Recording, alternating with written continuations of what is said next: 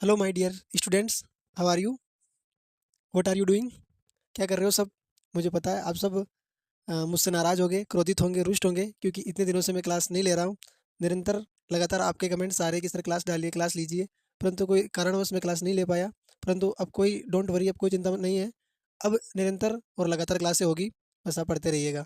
अब हम कम समय बचा है हमारे पास, वैसे भी कम से कम हमारे पास 1 महीना है, परंतु फिर भी कम दिन हम 20 दिन लेके चलते हैं शेष।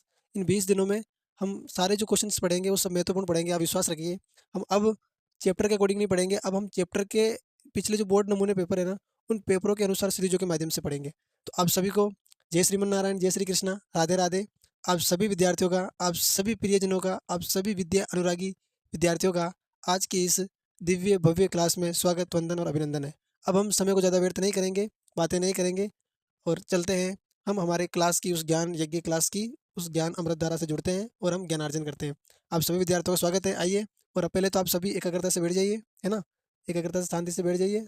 जो इस बार जो क्लास मैंने आपके सामने प्रस्तुत है, ये क्लास, इस क्लास के अंतर्गत सारे महत्वपूर्ण क्वेश्चंस हैं और ऐसे महत्वपूर्ण क्वेश्चंस हैं जिनको आप पढ़ते पढ़ते खो जाओगे कि सर आप ये क्वेश्चंस कहाँ से लाए हो, है ना? तो आप सभी विद्यार्थी बस निश्चिंत होकर दिमाग के अंदर चल रहे सारी हलचल को, उस एजिटेशन घबराहट को दूर रखें, बस एकाग्रता से बैठ जाइए और आप पढ़िए। हाँ, देखिए बच्चों, आज हमारे सामने देखो, सब बच्चे देखिए यहाँ पे 2025 कक्षा 12 अर्थशास्त्र बोर्ड नमूने के अनुसार तैयार महत्वपूर्ण सीरीज 2। तो ये आज हमारे सामने जो है, आज हमारे सामने है सीरीज 2। कौन सी है बच्चों? सीरीज 2। हमने सीरीज 1 पढ़ ली थी, है ना? सीरीज 1 हमने सोल्व कर ली थी। अब ये हमारे सामने है सीरीज 2। अब आप देखिए, जो ये सीरीज 2 है ना बच्चों, ये सीरीज 2 अब सीरीज 1 हो गई और अब ये 2, कुल मिला के हम 5 सीरीज पढ़ेंगे। कितनी पढ़ेंगे? 5 सीरीज पढ़ेंगे। 5 सीरीज जो पढ़ेंगे, इन 5 सीरीज के माध्यम से ही बहुत महत्वपूर्ण क्वेश्चंस आएँगे और फिर 5 सीरीज पढ़ेंगे और 5 सीरीज के बाद फिर हम क्या करेंगे? 5 सीरीज के बाद हम अति लघुत्तरात्मक जो प्रश्न होते हैं ना बच्चों, जो अति लघुत्तरात्मक प्रश्न होते हैं, उन अति लघुत्तरात्मक की एक अलग क्लास लेंगे, है ना? अति लघुत्तरात्मक की एक अलग क्लास लेंगे और उसके बाद हम जो होंगे जो लघुत्तरात्मक क्वेश्चंस है, उन लघुत्तरात्मक क्वेश्चंस की अलग क्लास लेंगे, है ना? फिर निबंधात्मक हो जाएँगे आपके, है ना? फिर जो निबंधात्मक होंगे, निबंधात्मक की अलग क्लास लेंगे और फिर जो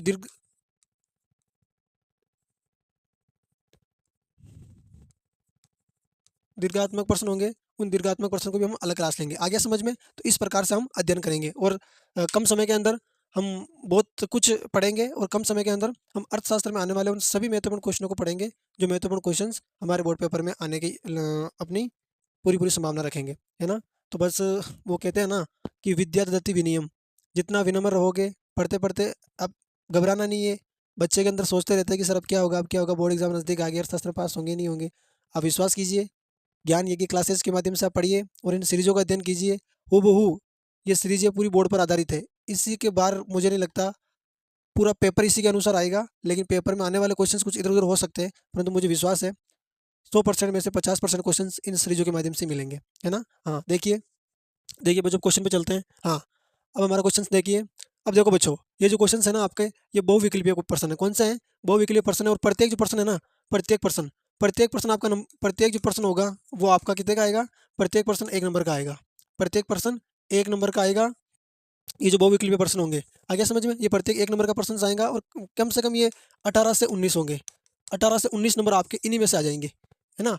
बहुविकल्पीय जो प्रश्न होंगे 18 से 19 प्रश्न आएँगे इनमें से, उनके 1 नंबर होंगे, यानी कि अर्थात हमारे बहुविकल्पीय प्रश्नों में से ही 18 या 19 नंबर हमें लाना है। आया समझ में? काफ़ी परसेंटेज लेवल से आ जाएगी, है ना? आगे देखिए, अब जो बच्चों ये है ना, अब हमारा एग्ज़ाम कब से है? आपको पता होगा, हमारा जो अर्थशास्त्र का एग्ज़ाम है वो 18 मार्च से है। कितना है? 18 मार्च से हमारा एग्ज़ाम है। आज तारीख क्या हो गई? आज जो हमारी तारीख हो गई बच्चों, वो तारीख हो गई हमारी 22। कितनी हो गई? 22। 8 ये हो गए, अब इस महीने के बच गए 8 दिन, है ना? 8 प्लस 18, 18 को छोड़ दीजिए, अब 17 ले लीजिए। हाँ, तो कितने दिन बच गए हमारे पास? तो हमारे पास जो कुल दिन बच गए बच्चों, वो बच गए 25 दिन। कितने बच गए? 25 दिन बच गए, है ना? तो हमारे पास 25 दिन बच गए। इन 25 दिनों में 5 सीरीज़ पढ़ेंगे और निबंधात्मक की अलग सीरीज़ बनाएँगे, अति लघुत्तरात्मक की सीरीज़ अलग होगी, बहुविकल्पीय प्रश्नों की सीरीज़ अलग होगी। ऐसे हम भिन्न-भिन्न सीरीज़ों के माध्यम से पूरा अर्थशास्त्र के अंदर आने वाले पूरा जो पेपर होगा, जो समस्त पेपर के अंदर क्वेश्चंस आएंगे, उनको हम अच्छी तरह से पढ़ेंगे और अच्छी तरह से पढ़कर आने वाले पेपर के सारे जवाब हम इन सीरीजों के माध्यम से देखे आएंगे, है ना। हाँ देखिए, अब ये हमारा रोल रहने वाला है बच्चों। देखिए अब हम लोग क्वेश्चन की ओर चलते हैं। हाँ, अब आप सब बच्चे एकाग्रता से बैठ जाइए और बस मस्ती से पढ़िए। देखिए बच्चों, पहला अब देखिए प्रश्न नंबर 1 है ना, अभी प्रश्न सेम टू सेम ऐसा ही आएगा, आप समझिएगा। प्रश्न सेम टू ऐसा दे दिया होगा, बहुविकल्पीय प्रश्न, है ना, मल्टीपल चॉइस क्वेश्चंस, ये पेपर के अंदर हूबहू ऐसा लिखा होगा। पेपर के अंदर पूरा जो उसका जो स्वरूप होगा, जो उसकी रूपरेखा होगी, वो ऐसी होगी। उसके ऊपर ऐसा लिखा होगा, बहुविकल्पीय प्रश्न, मल्टीपल चॉइस क्वेश्चंस, है ना, उसमें लिखा होगा। अब देखो, और इसमें 1, फिर इसके नीचे 2 ऐसे आएगा, है ना, प्रश्न 1 फिर इसका 1 2 ऐसे आएगा। हाँ देखो, आधुनिक अर्थशास्त्र के जनक के रूप में किसे जाना जाता है? आपको मैंने समझाया था बार बार कि आधुनिक जनक, आधुनिक का मतलब होता है नवीन, है ना। तो आधुनिक का मतलब होता है कि जो अभी जो मॉडर्न चल रही है, मॉडर्न जो इकोनॉमिक्स के जनक है के रूप में जाना जाता है। तो आप बताओ बच्चों कि जो आधुनिक अर्थशास्त्र के जो जनक है, क्या वो स्मिथ है? स्मिथ का मतलब होता है एडम स्मिथ, है ना। किन्स है, किन्स का पूरा नाम क्या है? John मेनाल्ड Keynes. रिकार्डो है या फिर मार्शल है? तो आप बताओ बच्चों, इनमें से कौन सा ऑप्शन होगा? तो इनमें से जो आधुनिक अर्थशास्त्र का मैंने बार बार आपको समझाया था पिछले क्लासेस में, आप देखना कि जो आधुनिक अर्थशास्त्र है ना, आधुनिक अर्थशास्त्र के जनक के रूप में कौन जाने जाते हैं? स्मिथ। कौन जाने जाते हैं? Adam Smith. एडम स्मिथ जाने जाते हैं, एडम स्मिथ जाने जाते हैं। इन्होंने एक पुस्तक लिखी थी बेटा, है ना। इन्होंने एक पुस्तक लिखी थी, वेल्थ ऑफ नेशंस, है ना, wealth of Nations. Wealth of Nations इन्होंने एक पुस्तक लिखी थी 1776 में। ये कहाँ के रहने वाले थे? ये एक ब्रिटिश थे। क्या थे? ब्रिटिश थे। ये एक ब्रिटिश थे जो नीतिवेत्ता थे ना, जो नीतिवेत्ता था, या इसको आप कह सकते हो कि नीतिवेत्ता का मतलब होता है, नीतिवेत्ता का तात्पर्य कि एक राजनीतिक थे। इन्होंने वेल्थ ऑफ नेशंस पुस्तक दी थी, है ना, ब्रिटिश थे। वेल्थ ऑफ नेशन पुस्तक दी थी 1776 के अंदर, एडम स्मिथ ने। इन्होंने ये पुस्तक लिखी ना बच्चों, इस पुस्तक के कारण ही इनको, और ये पुस्तक कब लिखी थी? जब हमारे देश में जब महामंदी आई ना, महामंदी के दौर में। कब लिखी? महामंदी के दौर में। महामंदी के दौर के अंदर इन्होंने, एडम स्मिथ ने वेल्थ ऑफ नेशंस पुस्तक लिखी, जिसके चलते इन्हें क्या कहा गया? इन्हें आधुनिक अर्थशास्त्र का जनक कहा गया। आया समझ में? वेरी इंपॉर्टेंट क्वेश्चन है, स्क्रीनशॉट लो, फिर आगे चलते हैं। हाँ देखो, सारे क्वेश्चन इंपॉर्टेंट है बच्चों, बस आप पढ़ते रहो और आगे बढ़ते रहो, है ना। हाँ, अगला क्वेश्चन देखो, अगला क्वेश्चन आपकी सेवा में हाजिर है। देखो, पढ़ो और समझो, सारे क्वेश्चन इंपॉर्टेंट है बच्चों। हाँ अच्छा, क्वेश्चन एक से बढ़कर एक है, बस आप उसको समझते रहना ना, जल्दीबाजी में कोई क्वेश्चन हमसे छूट ना जाए, उसी का लिहाज करते हुए हम पढ़ेंगे और पढ़ेंगे। बोर्ड के अंदर आने, इससे मुझे नहीं लगता कि इनसे क्वेश्चंस बाहर आएंगे भी, तो भी इतने नहीं आएंगे। कुछ क्वेश्चंस बाहर आ सकते हैं, लेकिन अधिकतर क्वेश्चन इन्हीं सीरीज के माध्यम से आएंगे। देखो अगला क्वेश्चन देखो बच्चों, अब यहाँ पर 2 है ना बच्चों, यहाँ पर टाइप करने में गलती हुई, यहाँ पर 2 होगा। निम्न में से कौन सा समस्त मौद्रिक संसाधन है? अब देखो बच्चों, निम्न में से मतलब नीचे दिए गए, निम्न का मतलब क्या होता है? निम्न में से का मतलब होता है नीचे दिए गए, है ना। समस्त मौद्रिक संसाधन है, समस्त, समस्त का मतलब होता है सभी मौद्रिक संसाधन है। बताओ देखिए, समस्त मौद्रिक संसाधन का मतलब क्या होता है? समस्त मौद्रिक संसाधन का मतलब होता है किसी देश की, है ना, किसी देश, किसी देश की, किसी देश की, किसी देश की वर्तमान में मौजूद, है ना, वर्तमान में मौजूद कुल आय। किसी देश की वर्तमान में मौजूद कुल आय, यानी जो कुल आय होती है, उसकी कुल रकम होती है ना, जो कुल आय रकम होती है, वो रकम क्या, वो समस्त मौद्रिक संसाधन होती है। क्या होती है? समस्त मौद्रिक संसाधन है। ये कह रहा, अब ये क्या बच्चों, ये जो आपको दिख रहा है ना, ये M1 M2 M3, ये क्या है? ये है बच्चों आपके मुद्रा के घटक। किसके हैं? मुद्रा के, ये मुद्रा के घटक है ना। यदि इनमें से प्रश्न आ जाए, इनमें से प्रश्न आ जाए, अगर मान लो इनमें से प्रश्न आ जाए कोई एक कि सबसे तरल मुद्रा होती है ना, सबसे सबसे तरल मुद्रा, मुद्रा की, मुद्रा की अवधारणा, है ना, मुद्रा की अवधारणा, मुद्रा की अवधारणा होती है। तो आपको बताओ देखिए, सबसे तरल मुद्रा की अवधारणा होती है, कौन सी होती है? तो सबसे जो तरल मुद्रा की अवधारणा होती है ना बच्चों, वो होती है M1। कौन सी होती है? M1। आया समझ में? और हमारा प्रश्न क्या पूछ रहा है? समस्त मौद्रिक संसाधन क्या है? तो किसी देश की वर्तमान में मौजूद कुल आय क्या होती है? समस्त मौद्रिक संसाधन होती है। और उसको कौन दर्शाता है? उसको दर्शाता है हमारा M3, है ना। तो इसका हमारा आंसर हो जाएगा M3। क्या हो जाएगा? M3। आ गया समझ में? स्क्रीनशॉट लो सब बच्चे, फिर आगे चलते हैं। सारे इंपॉर्टेंट क्वेश्चन है बच्चों, इतने इंपॉर्टेंट क्वेश्चन आपको एक ही सीरीज के अंदर, एक ही विकल्पों के अंदर सारे क्वेश्चनों के आंसर मिलेंगे।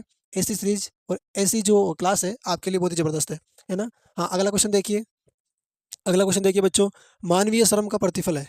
देखो सारे मुझे पता है सब बच्चे, पहले तो ये समझो आप, ये श्रम क्या होता है? श्रम का मतलब होता है बच्चों, मजदूरी। क्या होता है? मजदूरी। और प्रतिफल का मतलब जानते हो बच्चों, परिणाम, उसका फल, है ना। और मानवीय, मानवीय मानव, है ना। अब मुझे बताओ, जो मानव है वो मानव मजदूरी करेगा, तो मजदूरी के बदले में उसको क्या मिलेगा? मजदूरी के बदले में उसको क्या बोलेगा? अरे जो श्रम का फल है, श्रम का प्रतिफल है ना? श्रम का प्रतिफल उसको क्या क्या मिलेगा मुझे बताओ? मजदूरी करेगा, श्रम श्रम का प्रतिफल है, तो श्रम का प्रतिफल क्या है? बताओ देखो। जैसे मानव है, उसने क्या की? मजदूरी की, है ना? तो उसको क्या मिलेगा? लाभ मिलेगा, नहीं मिलेगा? मानवीय श्रम का प्रतिफल है। हम्म बताओ देखे। तो इसका हो जाएगा बच्चों लाभ। क्या हो जाएगा? लाभ, है ना? अगला क्वेश्चन देखो। सारे इंपॉर्टेंट क्वेश्चन से बस आप पढ़ते रहो और समझते रहो, और समझकर आने वाले एग्जाम के लिए सुदृढ़ रहो। देखो बच्चों, अगला क्वेश्चन देखो। सट्टा परियोजन के लिए मुद्रा की मांग निर्भर करती है। सट्टा परियोजन के लिए मुद्रा की जो मांग होती है वो निर्भर करती है। बताओ किस पर करती है? सट्टा के लिए जो परियोजन के लिए मुद्रा की जो मांग है बच्चों, सट्टा क्या होता है? सट्टा आप जानते हो सब बच्चे, इसका जिक्र नहीं करना चाहिए इतना। हाँ देखो, क्या वो बैंक पर, लाभ पर, आय पर, या फिर ब्याज पर? तो किस पर निर्भर करता है? तो ये सट्टे खेलने वाले सट्टा परियोजन किस पर निर्भर करता है? ब्याज पर करता है। किस पर करता है? ब्याज पर, है ना? वेरी इंपॉर्टेंट क्वेश्चन है। हाँ, आगे स्क्रीनशॉट लो सब बच्चे, फिर आगे चलते हैं। आप बस है ना बच्चों, क्वेश्चनों को पढ़ो, सारे क्वेश्चनों को। अब हम क्या करेंगे, इतने बातें नहीं करेंगे, कम समय में बहुत कम समय में सारा कोर्स हम कवर करेंगे, और सारे कोर्स को अच्छे से पढ़ेंगे, ताकि अगर बातें करने में लग जाएंगे तो फिर इतना कोर्स कर ही नहीं पाएंगे। देखो बच्चों, अगला क्वेश्चन देखो, वेरी इंपॉर्टेंट क्वेश्चन है। ये क्वेश्चन भी इंपॉर्टेंट है। यदि सीमांत उपभोग प्रवृत्ति यदि सीमांत उपभोग प्रवृत्ति 0.5 है तो सीमांत बचत प्रवृत्ति होगी। वेरी इंपॉर्टेंट क्वेश्चन है बच्चों ये वेरी इंपॉर्टेंट क्वेश्चन है। मैंने अभी आपको ये जो क्वेश्चन है ना, ये क्वेश्चन आपके उसमें बैंकिंग और मुद्रा चैप्टर से शायद, है ना? तो ये क्वेश्चन मैंने पहले टॉपिक में भी करवाया था आपको शायद, उसमें जब मैंने क्लास ली थी ये, तो उस क्लास में मैंने आपको 3 से 4 बार समझाया था। मैंने कहा ये बहुत इंपॉर्टेंट क्वेश्चन है ना? अभी देखो ये सीरीज में भी आया है, तो इसलिए इंपॉर्टेंट है, आप अच्छे से समझो। हाँ देखो, अब देखो बच्चों, आपके सामने जो सीमांत उपभोग प्रवृत्ति है ना, ये कितनी है? सीमांत उपभोग प्रवृत्ति आपके सामने 0.5। ये सीमांत उपभोग प्रवृत्ति क्या होती है? ये सीमांत का उपभोग प्रवृत्ति होती है बच्चों एमपी एमपीसी। क्या होती है? MPC, marginal propensity consume. अब देखो बच्चों, फिर ये क्या है, कितनी है? ये है हमारे सामने 0.5। कितनी है? 0.5 बराबर। अब सीमांत बचत प्रवृत्ति कितनी है? यानी कि एमपीएस, है ना? एमपीएस कितनी है हमारी? एमपीएस कुछ नहीं है, 0 है। तो आपने देखा होगा बच्चों, आपने यदि मान लो परीक्षा, मैंने समझाया था कि आप सीमांत उपभोग प्रवृत्ति का सूत्र क्या होता है? तो सीमांत उपभोग प्रवृत्ति का जो सूत्र होता है वो एमपीसी बराबर 1 माइनस, है ना, बराबर एमपीएस, यही होती है। यानी कि ये दोनों जो है ना बच्चों, ये एमपीसी बराबर एमपीएस, ये आपस में क्या होती है? बराबर होती है। क्या होती है? बराबर होती है। और इनका मान कितना होता है? यदि मान पूछ लेना तो इनका मान होता है 1। कितना होता है? 1 होता है। यानी कि दोनों एक दूसरे के समान होती है। तो अब मुझे बताओ यहाँ पर क्या, अब जब ये दोनों आपस में समान होती है, जब दोनों आपस में समान होती है तो इसका मान कितना? 0.5 है। तो मुझे बताओ, जब दोनों समान होती है तो इसका मान भी कितना होगा? इसका मान भी 0.5 होगा। तो हमारा जो आंसर होगा बच्चों वो हो जाएगा बे, है ना? 0.5। वेरी इंपॉर्टेंट क्वेश्चन है, स्क्रीनशॉट लो, फिर आगे चलते हैं। देखो बच्चों, सरल शब्दों में समझना है, ज़्यादा हमें इतना डीपली नहीं जाना है। क्वेश्चनों को कई बच्चे क्या करते हैं, इतना बड़ा ले लेते हैं कि सर नहीं, इतने बड़े क्वेश्चन को हम कैसे समझ पाएंगे, इतना डिफिकल्ट क्वेश्चन है। बहुत सारे बच्चों के तो कमेंट्स आ रहे थे, सर इकोनॉमिक्स का सब्जेक्ट है जो बहुत ही डिफिकल्ट है, उसको अंडरस्टैंड करने में भी काफ़ी कठिनाई आती है ना, काफ़ी डिफिकल्टी आती है। तो आपको डिफिकल्टी आती नहीं है, आप उसको डिफिकल्ट समझ लेते हो, इसलिए आप उस सब्जेक्ट के अंदर आपको डिफिकल्टी आना शुरू हो जाती है। आप क्या करते हो कि क्वेश्चनों को समझने के अलावा उसको रटने पर ज़्यादा फोकस करते हो, तो क्वेश्चन इकोनॉमिक्स के अंदर रटा नहीं जाता। इकोनॉमिक्स के अंदर जो वर्ड्स होते हैं, जो शब्द होते हैं, बहुत ही डिफिकल्ट होते हैं। उन डिफिकल्ट शब्दों को समझ कर ही हम क्वेश्चंस के आंसर दे सकते हैं, है ना?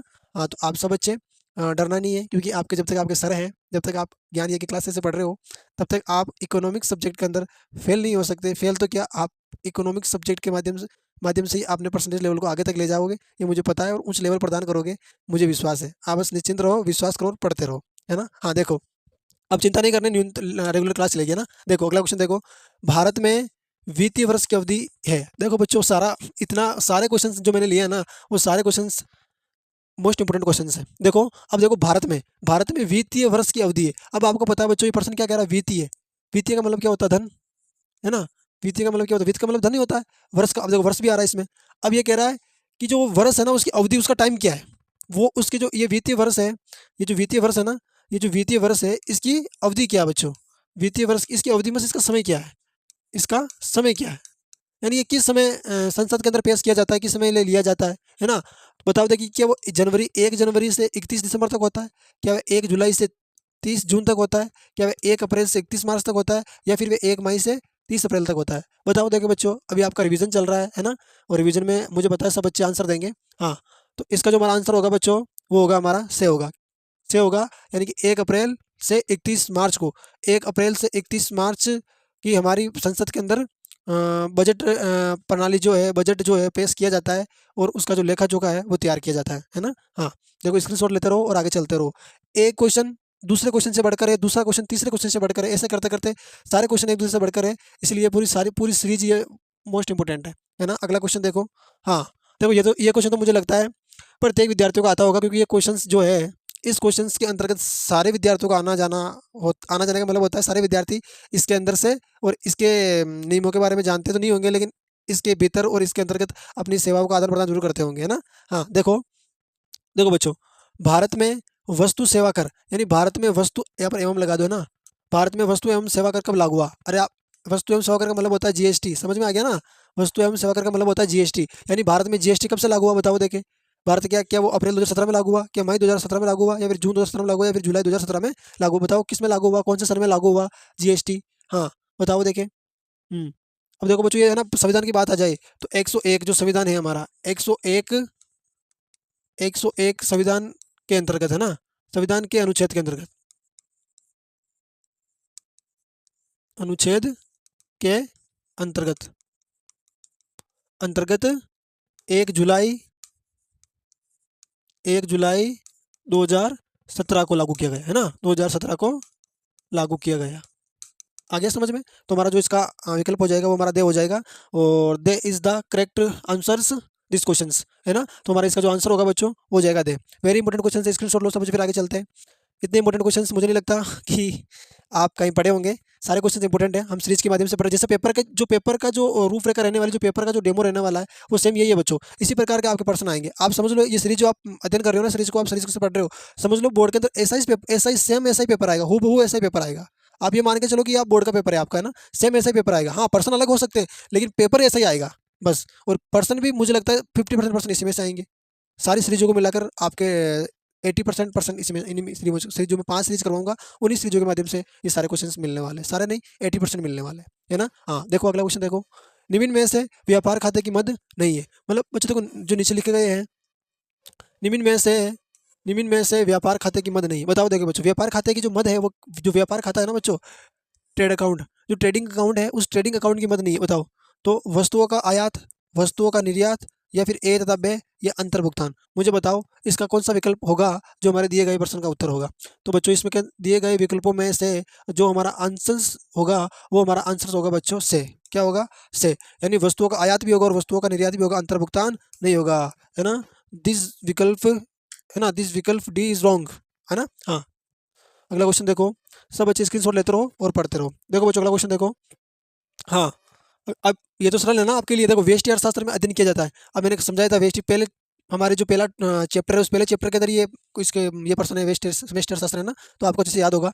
हाँ, तो इसका जो हमारा आंसर हो जाएगा वो हो जाएगा उपयुक्त दे, क्योंकि इसमें उपभोक्ता की रुचि होती है, फर्म भी होता है और वस्तु की कीमत भी होती है ना।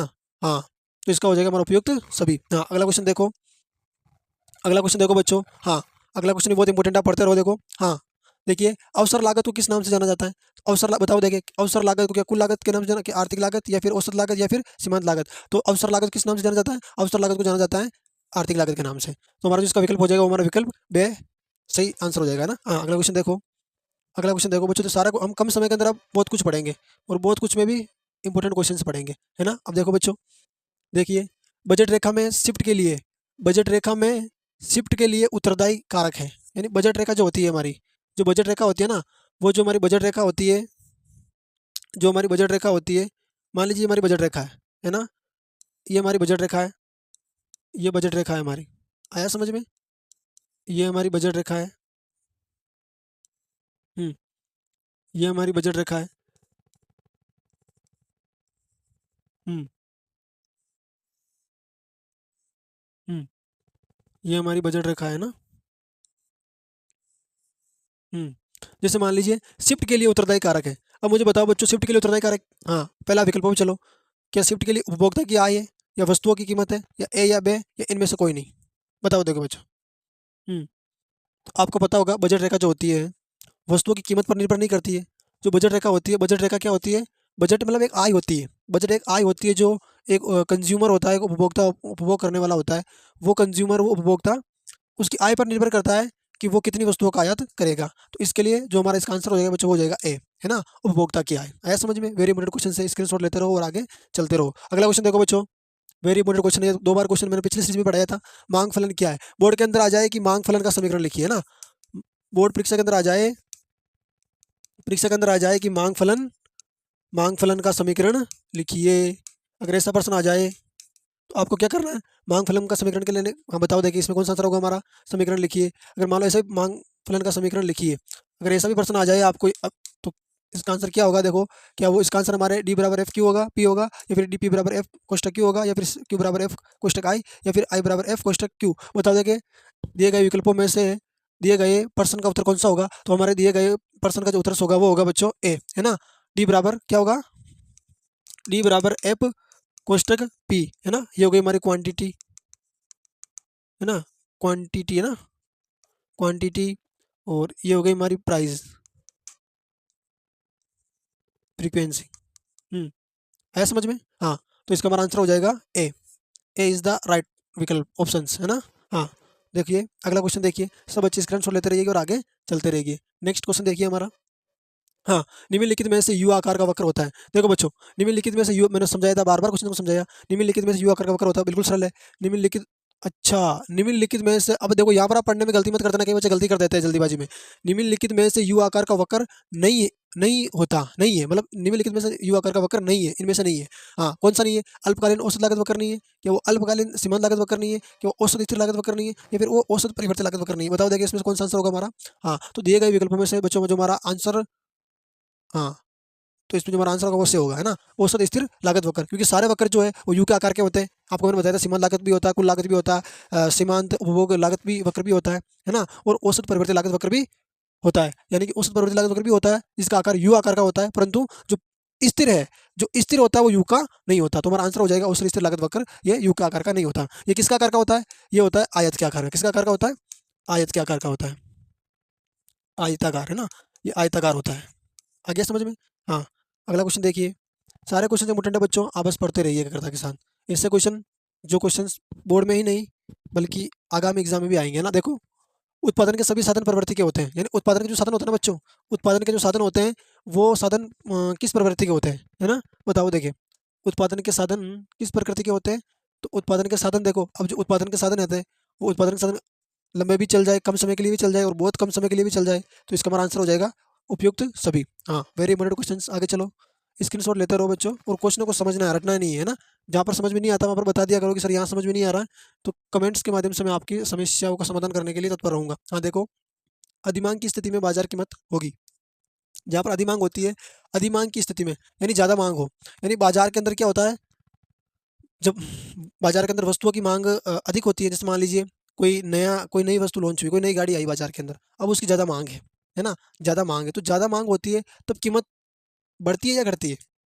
मान लीजिए कोई गाड़ी, फोर व्हीलर गाड़ी लॉन्च हुई है, अब आई है, तो शुरू जब प्रारंभिक दौर में आई है, शुरुआती दौर में आई है और अच्छी है, सबको आकर्षक करने वाली है, तो क्या होगा? कीमत बढ़ेगी। जो गाड़ी बेचने वाले जो व्यापारी होंगे उस गाड़ी की कीमत दुगना करेंगे तो भी लेने के लिए कतारें लग जाएंगे, है ना, तो बढ़ेगी। तो इसका मतलब होता है संतुलन कीमत क्या होगी? अधिक होगी। क्या होगी? अधिक होगी, है ना। तो हमारा बे जो आंसर बे जो विकल्प होगा ये हमारा राइट आंसर होगा। हाँ, अगला क्वेश्चन देखिए, आप स्क्रीनशॉट लेते रहिएगा और आगे चलते रहिएगा। हाँ, अब हमारा सेकंड क्वेश्चन आया बच्चों। देखो, अब हमारा पहला क्वेश्चन हुआ है, अब पहले क्वेश्चन भी जो हमारा पहला है तिल्ली गुजरात प्रश्न है ना, अब वो विकल्पीय प्रश्न, वो बल विकल्पीय प्रश्न के अंदर भी 18 से 19 क्वेश्चन आएंगे, ऐसा समझो, पूरा पेपर ऐसे ही आएगा। हाँ, अब देखो दूसरा क्वेश्चन, देखो हमारा रिक्त स्थान की पूर्ति कीजिए ना, फिलिंग इन द ब्लैंक्स। हाँ, आपको ऐसे देखो, ये डैश डैश दे रखा है, इन ब्लैंक्स, इन रिक्त स्थानों के अंदर, है ना, इन रिक्त स्थानों के अंदर आपको भरना है, इस सेंटेंस को पूरा करना है, इस वाक्य को पूरा करना है। देखो बच्चों, किन्स की प्रसिद्ध पुस्तक है? अब मुझे बताओ, मैंने समझाया था, आपको पढ़ाया था, किन्स की प्रसिद्ध पुस्तक कौन सी है? तो किन्स की जो सबसे प्रसिद्ध पुस्तक है वो है दे जनरल, है ना, वो पुस्तक है the general, the general theory, है ना, the general theory of, the general theory of employment,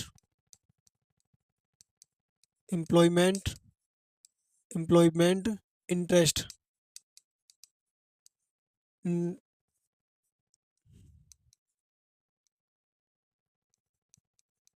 interest, employment interest and money, and money. कब लिखी थी उन्होंने? 1936 में। आ गया समझ में? तो किन्स की प्रसिद्ध पुस्तक कौन सी है? The general theory of employment, interest and money. आगे समझ में? कब लिखी थी? 1936 के अंदर। अब देखो, सीमांत उपभोग प्रवृत्ति और सीमांत बचत प्रवृत्ति का योग कितना होता है? बताओ देखे। तो इसका योग होता है 1। कितना होता है? 1। हाँ, वस्तु के, अब देखो ये वस्तु है, वस्तु के बदले वस्तु विनिमय कहलाता है। वस्तु के बदले वस्तु का विनिमय कहलाता है। क्या कहलाता है? वस्तु विनिमय कहलाता है। क्या कहलाता है? वस्तु विनिमय कहलाता है ना?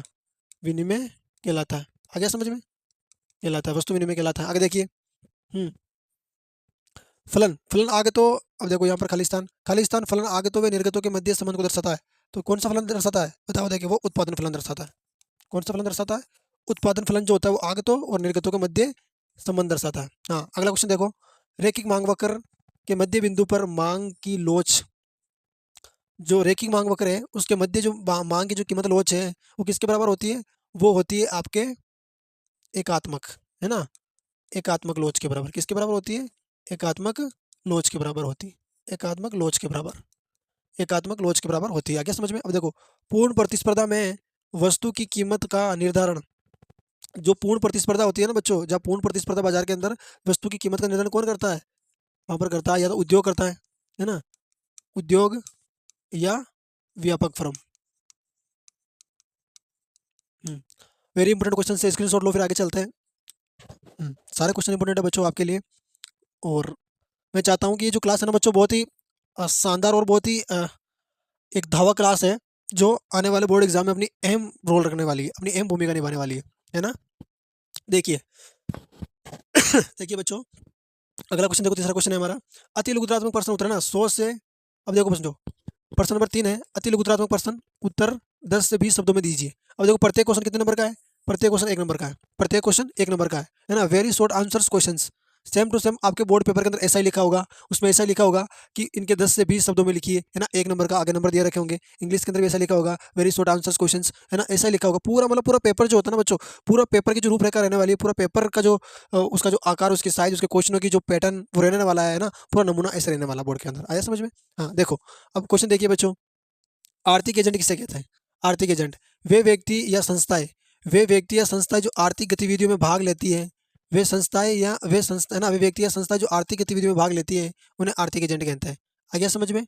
जैसे मान लीजिए बच्चों, अपने आपने इन्वेस्ट किया, आपने पॉलिसी की है ना, एलआईसी की जो पॉलिसी पॉलिसी की कराई है अपने अपने पेरेंट्स की। तो जो पॉलिसी आपने कराई है, जो आपने बीमा भरा है ना, जो इंश्योरेंस करवाया है, तो बच्चों जो पॉलिसी आपने करवाई है ना एलआईसी की, आपने जो एलआईसी का जो जीवन बीमा जिसे बोलते हैं ना, तो जो एलआईसी का जो आपने करवाया है, वो एलआईसी जब आपने इन्वेस्ट किया है एलआईसी के अंदर, तो फिर क्या होगा?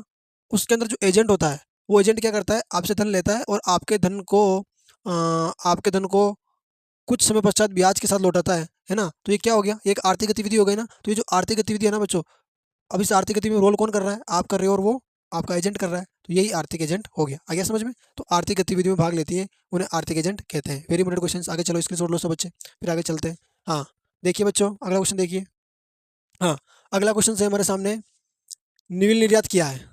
निविल निर्यात, देखो बच्चों, निविल निर्यात क्या, निविल का मतलब क्या होता है? निविल का मतलब होता है शुद्ध। क्या होता है?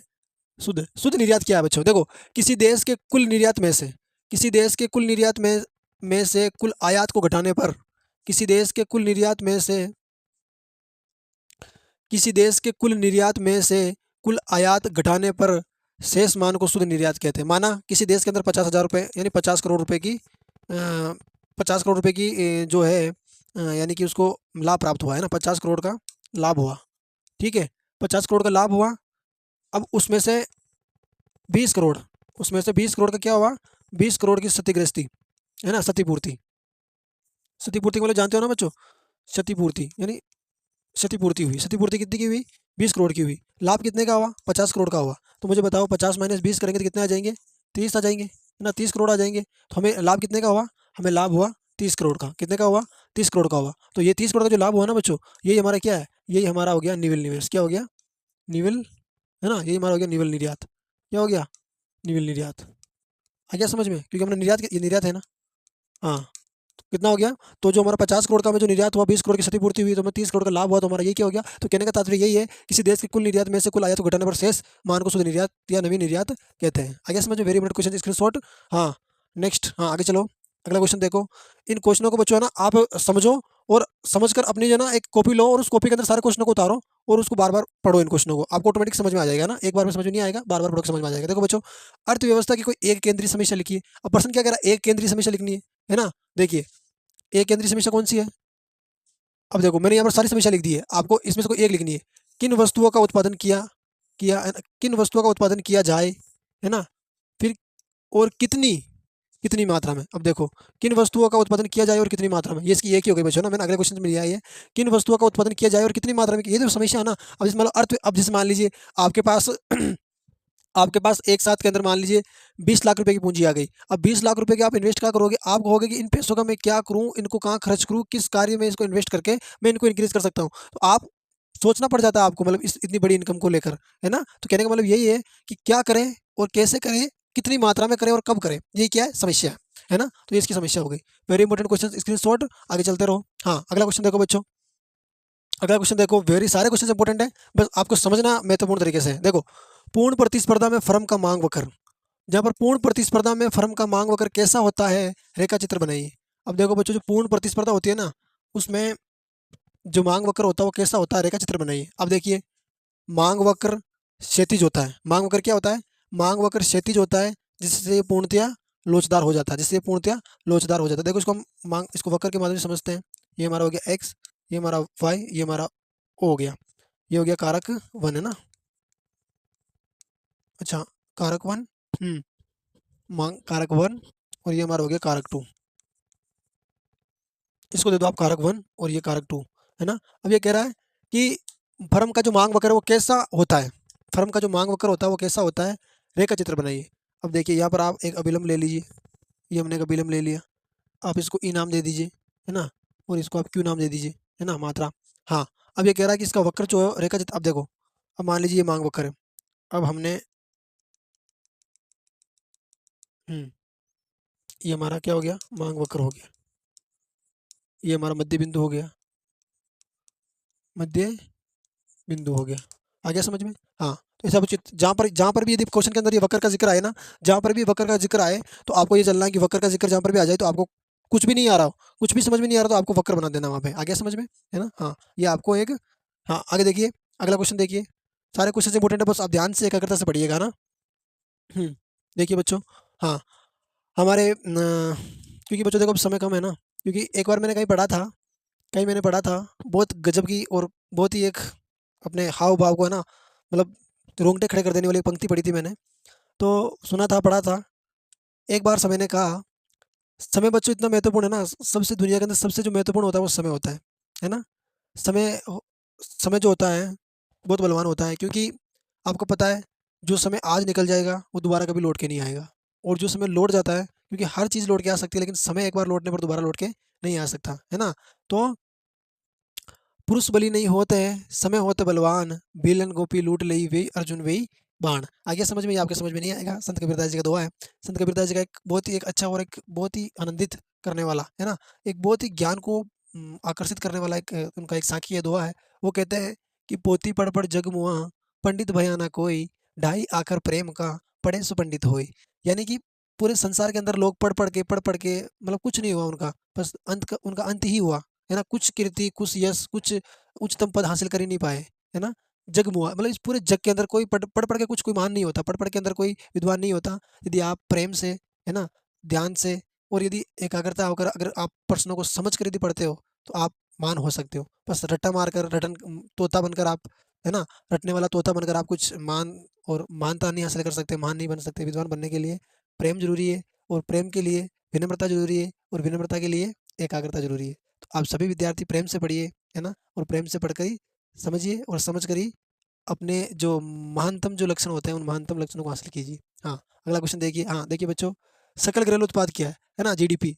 जीडीपी क्या बच्चों, इसको जीडीपी कहते हैं ना, gross GDP, development of product. हाँ देखिए, किसी देश में एक निश्चित अवधि में उत्पादित सभी वस्तुओं और सेवाओं का कुल मूल्य, यानी मान लीजिए एक साल के अंदर हमारे देश के अंदर 50 किलो का अनाज की पैदावार हुई, 50,000 लाख करोड़ की हमारी जो अनाज की उपज हुई, उनमें से गेहूँ, है ना, चावल, सब कुछ मिलाकर इतनी हुई। और फिर और हमारे देश के अंदर मान लीजिए जो खनिज संसाधन है उनकी मिलियन करोड़ उनकी उपज हुई, तो इन सबको मिलाकर कितना हुआ कि इतना हुआ, इनका मूल्य कितना हुआ कि इतना हुआ, तो वो सब हमारी क्या हो जाएगी, जीडीपी हो जाएगी। क्या हो जाएगी, जीडीपी हो जाएगी। हाँ, वेरी इंपॉर्टेंट क्वेश्चन है, स्क्रीनशॉट लो, फिर आगे चलते हैं। देखो बच्चों, सारे क्वेश्चन है ना, सारे क्वेश्चन आपके बोर्ड में आने वाले ही है। ऐसा समझो कि बस सर यही पेपर है बोर्ड में और हमें यही पेपर दे के आना है ना। हाँ देखिए, राजस्व घाटे का सूत्र लिखिए। राजस्व घाटे का सूत्र देखो बच्चों, राजस्व घाटा बराबर कुल राजस्व व्यय यानी कुल राजस्व खर्च माइनस कुल राजस्व प्राप्तियां। आ गया समझ में? हाँ, स्क्रीनशॉट लो, फिर आगे चलते हैं। ये सारे क्वेश्चन अति गुजरात में और सारे क्वेश्चन इंपॉर्टेंट है। अगला क्वेश्चन देखिए, अगला क्वेश्चन देखो बच्चों, विदेशी विनिमय। विदेशी विनिमय बाजार के दलाल कौन होते हैं? यानी जो विदेश के अंदर होते हैं ना, विदेश के अंदर जो वस्तु और सेवाओं का आयात निर्यात करते हैं, उनके अंदर जो दलाल होते हैं, जो आड़ती होते हैं, वो कौन होते हैं? हाँ, है ना, बताओ देखिए कौन होते हैं? जो ब्रोकर होते हैं ना, ब्रोकर कौन होते हैं? देखिए, विदेशी विनिमय बाजार में दलालों को फॉरेक्स फॉरेक्स ब्रोकर है ना, फॉरेक्स या ब्रोकर है ना, डीलर कहते हैं, जो व्यापारियों के लिए विदेशी मुद्रा की खरीद और बिक्री की सुविधा देते हैं। ट्रेडिंग प्लेटफॉर्म तक पहुंच मुहैया करा, जो ट्रेडिंग प्लेटफॉर्म होता है ना बच्चों, जहाँ पर हम व्यापारिक है ना, जो व्यापारिक प्लेटफॉर्म होता है, जो व्यापारी होता है ना, वह व्यापारी तक वस्तु और जैसे मतलब जो ट्रेडिंग प्लेटफॉर्म का मतलब हो गया बच्चों, जैसे व्यापारी होता है तो व्यापारी यानी मंडी और व्यापारी के बीच के अंदर जो मध्यस्थता की भूमिका निभाता है ना, वो आड़तिया होता है। आ गया समझ में? हाँ, स्क्रीनशॉट लो, फिर आगे चलते हैं। सारे क्वेश्चन इंपॉर्टेंट है बच्चों, बस आप समझते रहिएगा और दूसरों बच्चों को भी इस ज्ञान ये के क्लासेज पे जाकर अच्छे से पढ़ने के लिए प्रेरित कीजिएगा, ताकि वे बच्चे भी आपकी तरह पढ़कर अपने माता पिता को कुछ खुशी दे सकें और अपने जीवन को साकार अच्छा रास्ता दिखा सके, है ना। ज्ञान ये की क्लासेज आपके लिए मार्गदर्शक है। देखो, बाजार अर्थव्यवस्था में देखो, बाजार इसका अगला क्वेश्चन देखो, बाजार अर्थव्यवस्था का एक उदाहरण दीजिए। बाजार अर्थव्यवस्था का उदाहरण दीजिए। तो संयुक्त राज्य अमेरिका बाजार अर्थव्यवस्था के रूप में चलता है ना। संयुक्त राज्य अमेरिका जो बाजार अर्थव्यवस्था के रूप में चलता है। बताओ देखो, जब ये जो इसकी जो है ना, जब संयुक्त राज्य अमेरिका जो है, जो बाजार अर्थव्यवस्था किसकी है? अमेरिका की है। तो हमारे भारत की अर्थव्यवस्था कौन सी होगी बताओ देखिए। तो हमारे भारत की जो अर्थव्यवस्था है, भारत की जो अर्थव्यवस्था कौन सी है बताओ देखो सब बच्चे। भारत की अर्थव्यवस्था कौन सी है? भारत की अर्थव्यवस्था है मिश्रित अर्थव्यवस्था। कौन सी है? मिश्रित अर्थव्यवस्था। भारत की जो अर्थव्यवस्था है वो अर्थव्यवस्था है मिश्रित अर्थव्यवस्था। हाँ, स्क्रीनशॉट लो, फिर आगे चलते हैं। नेक्स्ट क्वेश्चंस, सारे क्वेश्चंस आपके लिए आपके जीवन को साकार और अपने जीवन में कुछ आगे में नए करने के लिए है ना बच्चों। हाँ देखो बच्चों, अगला क्वेश्चन देखो, बजट रेखा क्या है? वेरी इंपॉर्टेंट क्वेश्चन है, वेरी वेरी इंपॉर्टेंट क्वेश्चन है, इंपॉर्टेंट क्वेश्चन है ये, है ना। देखो, देखिए बच्चों। हाँ। हम्म, देखिए, बजट रेखा क्या है? ये एक सीधी रेखा होती है जिसका ढलान नीचे की ओर होता है। ये उपभोक्ता की क्रय शक्ति को बताती है। अब यदि प्रश्न आ जाए कि बजट रेखा किसको बताती है, बजट रेखा क्या बताती है, तो आपको बताना है कि बजट रेखा उपभोक्ता की क्रय शक्ति को बताती है। आ गया समझ में? हाँ, ये इसका ढलान कैसा होता है? अगर प्रश्न आ जाए कि बजट रेखा का ढलान कैसा होता है, तो आपको लिखना है कि इसका ढलान नीचे की ओर से होता है, यानी नीचे की ओर से होता है, यानी कि वो ऐसे होती है, ऐसे की होती है। ठीक है, आ गया समझ में? हाँ, उसको जिग जिग चलता रहता है ऐसे। हाँ, अगला क्वेश्चन देखो, सारे क्वेश्चन इंपॉर्टेंट है, बस आपको जैसे पढ़ना है। देखिए बच्चों, अगला क्वेश्चन देखिए। हम्म सरकार द्वारा घाटे का वित्त पोषण कैसे किया जाता है? यानी सरकार जब घाटा हो जाता है ना, सरकार जैसे मान लीजिए सरकार ने उत्पादन, जैसे मान लीजिए सरकार ने किसी प्रकार की परियोजना सड़क बनाई, अब सड़क बनाई सरकार ने, तो उसके अंदर मान लीजिए 50 लाख रुपए का घाटा हुआ, तो फिर उस 50 लाख रुपए के घाटे को वो कैसे मतलब मैनेज करती है, वो इस प्रश्न के अंदर बताया जा रहा है। हाँ देखिए, सरकार द्वारा घाटे का वित्त पोषण कैसे किया जाता है? सरकार अपने नकदी शेष को वापस लेकर रिजर्व बैंक ऑफ इंडिया से पैसे उधार लेकर घाटे का वित्त पोषण करती है। कैसे करती है? यानी जो अपने पास जो नगद होता है ना, उसको लेती है साथ में, और जब नगद भी कम पड़ जाता है तो वो उधार लेती है। किससे? रिजर्व बैंक ऑफ इंडिया से उधार लेती है पैसे, और उधार लेकर घाटे का वित्त पोषण करती है ना। हाँ, वेरी इंपॉर्टेंट क्वेश्चन, स्क्रीनशॉट लो, चलो बच्चे फिर आगे चलते हैं। सारे क्वेश्चन इंपॉर्टेंट है बच्चों, इसलिए मैं कह रहा हूँ कि ज्ञान ये की क्लासेस के अंदर सारे क्वेश्चन इंपॉर्टेंट आएंगे, और सारे क्वेश्चन, सारी सीरीज जो है हूबहू बोर्ड पर आधारित सीरीज होगी, जो आपके लिए एक विशेष रोल रखने वाली, विशेष महत्व रखने वाली है। आप सभी बच्चे यदि पढ़ना है और कुछ आगे करना है, और इकोनॉमिक्स के अंदर ही पास होकर आने वाले अगले, तुम जब स्नातक में जाओगे, जब स्नातक कोर करोगे ना, तो उसके अंदर यदि आप चाहते हो कि नहीं सर मुझे इकोनॉमिक्स के अंदर कुछ बेहतर नंबरों का समावेश करना है, तो मैं कह रहा हूँ आप निश्चिंत हो जाओ, सीरीज के माध्यम से पढ़ो, दूसरे बच्चों को भी प्रेरित करो, उनको भी समझाओ कि ज्ञान की क्लासेज में आओ और आसान परिभाषा युक्त अर्थशास्त्र की डेफिनेशन समझो, और आप अपने आने वाले बोर्ड एग्जाम का आसानी से पढ़ो। आप उन बच्चों को प्रेरित करो ताकि वो बच्चे भी मतलब कम समय में कुछ नहीं कर सके, वो फेल ना हो। यदि अगर वो पास हो जाएंगे अच्छे से पढ़कर, तो वो बच्चे भी कुछ एक नेक और कुछ लक्ष्य को हासिल कर कर अपने जीवन को उज्जवल बना लेंगे, है ना। तो आप, ये एक धर्म का कार्य है, आप करो तो आपका बहुत कल्याण होगा इस कार्य में। हाँ देखो, अगला क्वेश्चन, अब देखो बच्चों, खंड कौन सा है हमारा? ये आ गया खंड बे। ऐसा ही बोर्ड के अंदर पेपर के अंदर लिखा होगा, खंड बे सेक्शन, है ना, खंड बे सेक्शन बी। अब देखो ये पर्सन 2 नंबर के रहने वाले, जो खंड बे के जो पर्सन आएंगे ना, खंड बे के 2 नंबर के पर्सन आएंगे, यानी प्रत्येक पर्सन 2 नंबर का होगा। आ गया समझ में? प्रत्येक पर्सन कितने नंबर का होगा? 2 नंबर का होगा। अब देखो लिखा हुआ ऐसा आएगा, लघुत्तरात्मक प्रश्नों के उत्तर 30 से 40 शब्दों में लिखिए। यानी उनका जो उत्तर होगा ना बच्चों, यानी लघुत्तरात्मक प्रश्न का जो उत्तर होगा, 2 नंबर का प्रश्न आएगा और उनका उत्तर आपको 30 से 40 शब्दों में लिखना है। 30 से 40 शब्दों में लिखना है। आ गया समझ में? देखिए अब देखो निवेश को परिभाषित कीजिए। अब देखो निवेश बस कुछ निवेश तो हम इसके 2 शब्द में भी निवेश की परिभाषा लिख सकते थे, लेकिन निवेश की परिभाषा हम 2 शब्दों में लिख तो सकते थे, परंतु सर ये कह रहा है कि 30 से 40 शब्दों में लिखिए। तो हम क्या करेंगे, 30 से 40 शब्दों में जो लिखेंगे ना इसकी परिभाषा, 30 से 40 शब्दों में इसकी परिभाषा लिखेंगे, इसलिए हमने इसको बड़ा लिखा है। देखिए निवेश आय का वह हिस्सा होता है, निवेश क्या होता है? आय का वह हिस्सा होता है जो असल में पूंजी निर्माण के लिए खर्च किया जाता है, उससे बैंक में पैसे जमा करवाना। जैसे देखो बड़ो, जैसे कि उदाहरण के लिए देखो, जैसे बैंक में पैसे जमा करवाना, परिसंपत्ति खरीदना, म्यूचुअल फंड में निवेश करना इत्यादि। देखो कितनी सरल परिभाषा ना बच्चों। अब इतनी सरल परिभाषा मुझे बताओ, आप किताब के अंदर ढूंढना कहीं मिलेगी क्या आपको? इतनी सरल परिभाषा बनाइए, है ना। हाँ देखो स्क्रीनशॉट लो, फिर आगे चलते हैं, क्योंकि क्वेश्चन बहुत है, हमें कम समय के अंदर बहुत सारे क्वेश्चन को पढ़ना है, समझना है, फिर आगे बढ़ना। वेरी इंपॉर्टेंट क्वेश्चन है बच्चों, इस क्वेश्चन को आप ध्यान से देखो। हाँ देखो बच्चों 5 प्रश्न हमारे, सकारात्मक आर्थिक विश्लेषण तथा आदर्शक आर्थिक विश्लेषण में अंतर लिखिए। अब देखो प्रश्न क्या है, सकारात्मक आर्थिक विश्लेषण तथा आदर्शक आर्थिक विश्लेषण में अंतर लिखिए। अब देखो ये हमारा सकारात्मक, ये हो गया हमारा आदर्शक। अब देखिए बच्चों आर्थिक विश्लेषण है ना, देखिए इनमें हम अध्ययन करते हैं कि विभिन्न क्रियाविधियाँ कैसे कार्य करती है, मतलब जो विभिन्न क्रियाविधियाँ होती है वो कैसे कार्य करती है। और समझ देखो ये वक्र मूल, हाँ अच्छा अधिमांग मानचित्र से आप क्या समझते हैं? देखो ये पर्सन्स जो हैं, टाइप होने में इसमें बच्चों ना, टाइप होने के अंदर इसमें क्या होगा, हमारे कंप्यूटर मोड ने गलत कर दिया। ये वक्र मूल बिंदु की तरफ, अच्छा यहाँ पर टाइप करने में मिस्टेक हुई बच्चों ना, यहाँ पर ये टाइप करने में मिस्टेक हुई। तो अब देखो यहाँ पर क्या कह रहा है, इसमें हम अध्ययन करते हैं कि विभिन्न क्रियाविधियाँ कैसे कार्य करती है, और इसमें अध्ययन करते हैं, इसमें किसका अध्ययन करते हैं? इसमें अध्ययन करते हैं, इसमें अध्ययन करते हैं, इसमें अध्ययन करते हैं, इसमें अध्ययन करते हैं कि विभिन्न क्रियाविधियाँ जो होती है, विभिन्न क्रियाविधियाँ, विभिन्न क्रियाविधियाँ, अब इसमें क्या लिखा है, विभिन्न कैसे कार्य करती है, और इसमें लिखना है विभिन्न क्रियाविधियाँ संयुक्त रूप से कार्य करती है ना, संयुक्त रूप से कार्य करती है। ठीक है, हाँ स्क्रीनशॉट लो सब बच्चों, फिर आगे चलते हैं। सारे क्वेश्चन इंपॉर्टेंट है बच्चों, आप बस पढ़ते रहिए ना, इस क्वेश्चन में कुछ मिस्टेक हुई है। अगला क्वेश्चन देखो, वेरी इंपॉर्टेंट क्वेश्चन है बच्चों, ये भी आपके 2 नंबर का रोल रख सकता है क्वेश्चन है ना। देखिए प्रश्न नंबर 6, अंतिमान मानचित्र आप क्या समझते हैं?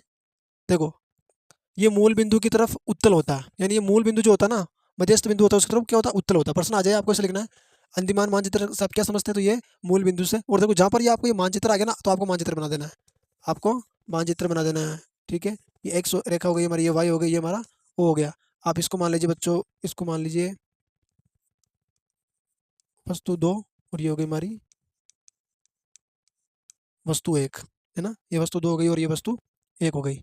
हाँ अंतिमान मानचित्र, अब देखिए ये वस्तु 1, ये वस्तु 2 हो गई हमारी। हाँ अब देखिए इसको आप नाम दे दीजिए, इसको ए दे दीजिए, इसको बी दे दीजिए, तो ये हमारा क्या हो गया, ये हमारा हो गया अंदिमान, अंदिमान वक्र हो गया। क्या हो गया? अंदिमान वक्र हो गया। इसमें अच्छा मुझे बताओ, ये इसका इसकी जो उपयोगिता होती है ना बच्चों, इसकी जो उपयोगिता होती है, ये उपभोक्ता को क्या करता है, समान संतुष्टि प्रदान करता है, उपभोक्ता को समान संतुष्टि प्रदान करता है, उपभोक्ता को समान समान संतुष्टि प्रदान करता है, समान संतुष्टि प्रदान करता है।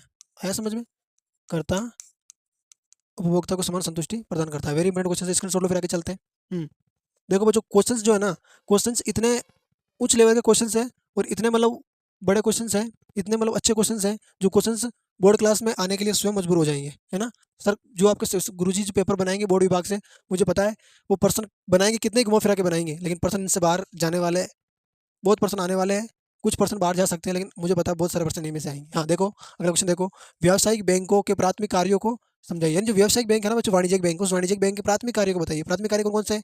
व्यापारिक बैंकों की प्राथमिक कार्य देखो, पहला है जमा जमा स्वीकार करना, और दूसरा ऋण उपलब्ध करवाना। अब कितने नंबर का है? 2 नंबर का है, 2 नंबर का प्रश्न है ना ये, तो 2 नंबर का तो हमने 2 उदाहरण लिख दिए, जमा स्वीकार करना और ऋण उपलब्ध करवाना। स्क्रीनशॉट लो, फिर आगे चलते हैं। वेरी इंपॉर्टेंट क्वेश्चन है, आप क्वेश्चनों को भी समझना, ऐसा नहीं कि बस पूरे पेज भर के आ जाओ, पर्सन जैसा कह रहा है वैसे ही आपको करना है। हाँ अगला देखिए बच्चों, गुणक की प्रक्रिया को संक्षेप में लिखिए। संक्षेप का मतलब होता है कुछ शब्दों में समझाइए। अब देखो गुणक आय में होने वाले बदलाव और निवेश में होने वाले बदलाव के बीच संबंध बताता है। अब देखो देखो बच्चों वेरी इंपॉर्टेंट क्वेश्चन है, इसके परिभाषा समझो आप। आय में होने वाले बदलाव, यानी आय में होने वाले बदलाव और निवेश में होने वाले बदलाव के बीच संबंध बताता है। कौन बताता है? यानी आय और निवेश के बीच में जो संबंध बताता है वो कौन बताता है? वो गुणक बताता है। अब देखो, आर्थिक मंदी से उभरने, आर्थिक विकास करने में सहायक है। यानी आर्थिक जो मंदी होती है ना, उस मंदी से उभरने में और आर्थिक विकास करने में, यानी आर्थिक मंदी और आर्थिक विकास करने में सहायक है। ठीक है। गुणक का मान सीमांत उपभोग प्रवृत्ति के पर निर्भर करता है। यदि प्रश्न आ जाए परीक्षा के अंदर कि गुणांक का जो मान है वो किस पर निर्भर करता है, तो वो करता है आपके एमपीसी, यानी वो किस पर निर्भर करता है? एमपीसी पर निर्भर करता है। आ गया समझ में? हाँ, वेरी इंपॉर्टेंट क्वेश्चन, स्क्रीनशॉट लो, फिर आगे चलते हैं। देखो बच्चों, जो इतनी सरल परिभाषा युक्त जो ये क्वेश्चन है ना, ये आपको कहीं मिलेंगे नहीं, इसीलिए आप सही से अच्छे से पढ़ लीजिए। आप कम समय के अंदर जल्दी से अपने कोर्स को कवर कर पाएंगे, है ना। जल्दी कम समय के अंदर आप पूरे सारे इंपॉर्टेंट क्वेश्चन को अध्ययन कर पाओगे और कम समय में कुछ विशेष पढ़ पाओगे, ताकि बोर्ड के अंदर आपको फिर हेजिटेशन नहीं होगी, है ना। कई बच्चों को हेजिटेशन हो जाती है, सर अब क्या करेंगे, कितना पढ़ेंगे, कुछ समझ में नहीं आ रहा। तो कुछ समझ में नहीं आ रहा तो बस ज्ञान रूपी इस ज्ञान जी की क्लासेस के अंदर डुबकी लगा दो, सब समझ में आ जाएगा। हम्म देखिए, हाँ, अगला क्वेश्चन देखिए बच्चों। हाँ, अल्पकाल और दीर्घकाल की संकल्पना को समझाइए। अब इनको मैंने समझाया था पहले भी आपको, देखो सरल है। अल्पकाल, ये दीर्घकाल, है ना। अगर ऐसा प्रश्न आ जाए ना बच्चों, अल्पकाल तथा दीर्घकाल, तो आपको ऐसे ही लेना है, बीच के अंदर है ना रेखा खींचनी है, फिर इधर अल्पकाल इधर दीर्घकाल, और दोनों के अंदर आपको डेफिनेशन दे देनी है। इस तरह से यदि आप क्वेश्चन करोगे ना, तो कॉपी करने चेक करने वाले जो शिक्षक होंगे ना, वो शिक्षक आपके क्वेश्चन के नंबर नहीं काटेंगे, क्योंकि आपने उसको व्यवस्थित तरीके से प्रश्न का उत्तर दिया है। ऐसा समझ में? और सबसे सुदृढ़ जो व्यवस्थित तरीका होता है वो यही होता है। देखिए, अल्पकाल और दीर्घकाल, समय अवधि जिसमें, यानी है ना, वे समय अवधि जिसमें उत्पादक उत्पादन के केवल परिवर्ती आगतों में ही परिवर्तन कर सकता है, उसे अल्पकाल संकल्पना कहते हैं। आगे समझ में? यानी समय अवधि जिसमें उत्पादक उत्पादन के केवल परिवर्ती आगतों में ही परिवर्तन कर सकता है, उसे क्या कहते हैं? संकल्पना। अब देखो, वे समय अवधि जिसमें उत्पादक उत्पादन के सभी साधनों में परिवर्तन कर सकता है, उसे दीर्घकाल संकल्पना कहते हैं। अब देखिए बच्चों, इसमें क्या कह रहा है? इसमें कह रहा है जो उत्पादक है वो उत्पादन के केवल परिवर्ती आगतों में, यानी वो केवल परिवर्ती आगतों में परिवर्तन कर सकता है। लेकिन ये क्या कह रहा है? ये कह रहा है कि उत्पादन के सभी, यानी उत्पादन के सभी साधनों में परिवर्तन कर सकता है। ये किसमें कर सकता है? ये परिवर्ती आगतों में, और ये सभी साधनों में कर सकता है। जो सिर्फ परिवर्ती आगतों में कर सकता है वो क्या हो गया? अल्पकाल। और जो इनमें कर सकता है, सभी में कर सकता है, वो क्या हो गया? वो हो गया आपके दीर्घकाल। अब इसको आप संकल्पना कह रहा है बच्चों। अब आप कहोगे कि सर आपने उस समय तो, यदि आपको ऐसा प्रश्न आ जाए कि अल्पकाल दीर्घकाल किससे कहते हैं, तो आपको ये लिखना है कि कम समय को अल्पकाल और ज़्यादा समय को दीर्घकाल कहते हैं, परंतु ये संकल्पना कह रहा है, इसलिए इसकी डेफिनेशन होगी। आगे समझ में? हाँ, स्क्रीनशॉट लो, फिर आगे चलते हैं। हाँ, देखिए बच्चों, क्वेश्चन को आप समझना है। ऐसा नहीं कि क्वेश्चन की परिभाषा कुछ क्या कह रही है, एक शब्द भी बहुत कुछ अलग, एक शब्द का भी बहुत बड़ा आंसर उसका व्याख्या होती है जो है ना, क्योंकि एक शब्द भी अपने आप में बहुत बड़ा होता है ना, क्योंकि शब्द बड़े अनमोल होते हैं, है ना। शब्दों में बड़ी जान होती है, इन्हीं से आरती और अरदास होती है, यही वह समुद्र के मोती है, जिनसे इंसानों से इंसानों की पहचान होती है ना। शब्द संभाल के बोलिए, शब्द के हाथ ना पाँव, एक शब्द औषधि करे और एक शब्द करे घाव, है ना। तो शब्द जो होते हैं ना, मतलब बहुत ही महत्वपूर्ण स्थान रखते हैं अपना, इसलिए शब्दों को विशेष गौर से समझना है, शब्दों को विशेष गौर से पकड़ करनी है, ताकि इन शब्दों के माध्यम से ही हम हमारे आंसर तक पहुंचेंगे। हाँ, देखिए बच्चों, अगला क्वेश्चन देखिए। बाजार संतुलन किसे कहते हैं? रेखा चित्र बनाइए। इंपॉर्टेंट क्वेश्चन, इंपॉर्टेंट लगा रहा हूँ बच्चों, इसका मतलब विशेष ध्यान देना। हाँ देखो, बाजार संतुलन में स्थिति, देखो, बाजार संतुलन में वे स्थिति होती है जिसमें बाजार मांग तथा बाजार पूर्ति बराबर होती है। इस स्थिति में परिवर्तन की कोई प्रवृत्ति नहीं पाई जाती है। आया समझ में? इस स्थिति में क्या नहीं, इस स्थिति में परिवर्तन की कोई प्रवृत्ति नहीं पाई जाती है। वेरी इंपॉर्टेंट क्वेश्चन है, स्क्रीनशॉट लो, फिर आगे चलते हैं। समझ गए होंगे, समझाने की जरूरत नहीं, आप पढ़ोगे समझ में आ जाएगा। ठीक है ना। हाँ, देखिए, अगला क्वेश्चन देखिए बच्चों। देखो, वेरी इंपॉर्टेंट क्वेश्चन है। हाँ, ये बच्चों वेरी इंपॉर्टेंट क्वेश्चन है ना, वेरी इंपॉर्टेंट क्वेश्चन है, और आपके आएगा ही आएगा, समझ लो। बोर्ड के अंदर है ना, ये क्वेश्चन आएगा ही आएगा, आपको समझ लो। वैसे सारे क्वेश्चन, लगभग सारे क्वेश्चन आएंगे, परंतु ये क्वेश्चन तो आ ही गया आएगा, समझ लो आप, है ना। देखिए, उपभोग फलन कितना हमारा? 40 प्लस 0.8 है ना, और ये हमारा ये हमारा निवेश फलन। हाँ, निवेश फलन कितना है? आई बराबर 10 है, तो संतुलन आय ज्ञात कीजिए। पूछ क्या रहा बच्चों? संतुलन आय, है ना। अब संतुलन आय किसे कहते हैं? संतुलन आय क्या होती है? हाँ, आपको पता है संतुलन आय क्या होती है? यानी कि जो कुल मांग है ना, कुल मांग और कुल पूर्ति, कुल मांग और कुल पूर्ति जब बराबर होती है ना, जब बराबर होती है, जब कुल मांग और कुल पूर्ति जब बराबर होती है ना, तब क्या होती है? बराबर होती है, वो क्या होती है? हमारी संतुलन आय होती है। क्या होती है? जब कुल कुल मांग और कुल पूर्ति जब बराबर होती है, तब तब क्या होता है? तब संतुलन आय होती है, तब संतुलन आय होती है।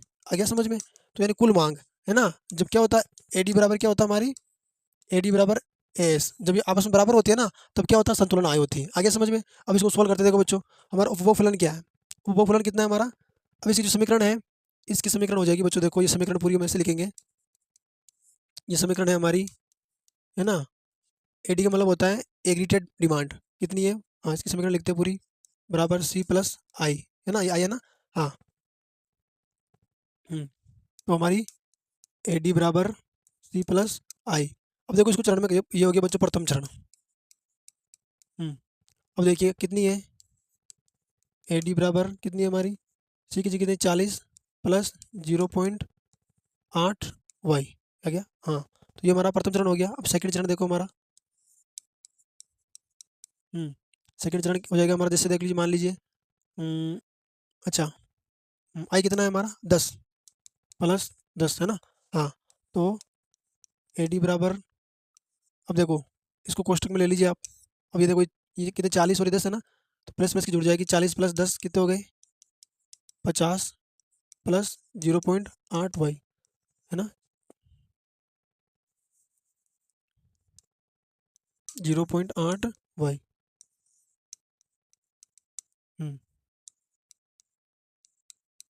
देखिए बच्चों, हाँ, अब देखिए, अब हमारी जो संतुलन कीमत होगी, संतुलन कीमत है ना, जो संतुलन समीकरण होगी, संतुलन समीकरण के अंदर देखो बच्चों, ये 50 कितने हैं, है ना, 50 प्लस 0.8 वाई, है ना, तो ये 50 प्लस 0.8 वाई। अब संतुलन समीकरण क्या होगी बच्चों, देखो संतुलन जो समीकरण लगाएंगे हम, संतुलन समीकरण।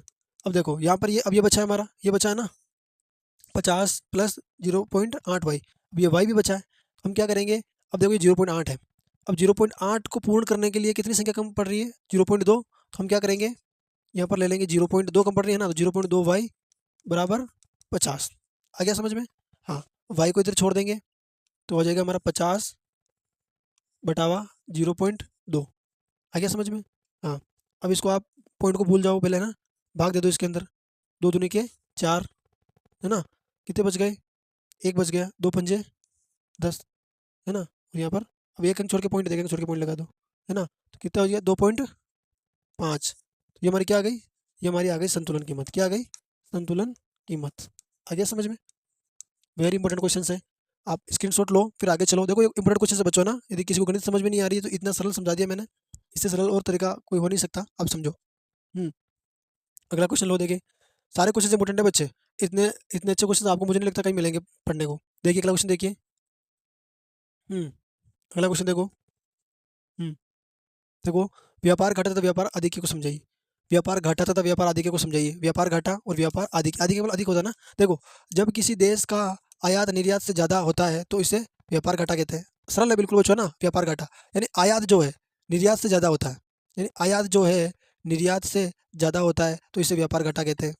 जब किसी देश का निर्यात आयात से ज़्यादा होता है तो इसे व्यापार अधिक कहते हैं। मुझे बताओ बच्चों, जैसे मान लीजिए आपके घर के अंदर, जैसे मान लीजिए आपने खेती बोई, है ना, अब खेती के अंदर आपने अनाज की जो बुआई की, अनाज की बुआई आपने 100 kg की बुआई की, है ना, पूरे क्विंटल, यानी 1 क्विंटल आपने खेत में बुआई की और आपने 100 kg की बुआई की और 50 kg आया, यानी गया कितना, गया कितना, यानी जो गया था वो खेत के अंदर बुआई की गया कितना था, गया था 100 kg, आया कितना 50 kg, तो ये क्या घाटा हो गया ना, तो ये क्या हो गया, व्यापार घाटा हो गया, है ना। और इसके अंदर क्या कह रहा है, अधिक की मतलब अधिक।